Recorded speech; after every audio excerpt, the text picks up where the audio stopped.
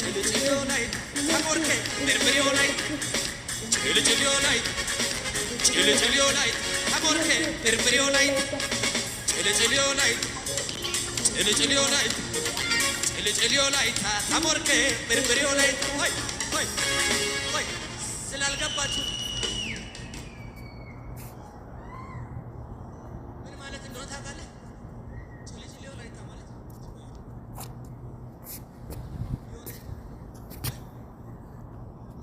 ሻይን ማድረግ ማለት ነው። ሻይን የምታረግበት አመት ነው። ብርብርዮ ላይ ማለት ሰይጣን ምንድነው? ወባ ያዘ ሰው እንዴት ነው የሚሆነው?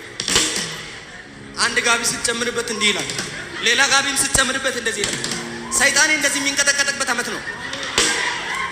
በራሴ ላይ ትንቢት ተናገር። ጭልጭልዮ ላይ ማለት ሻይን የማረግበት አመት ነው። ጭልጭልዮ ላይ ታሞርከ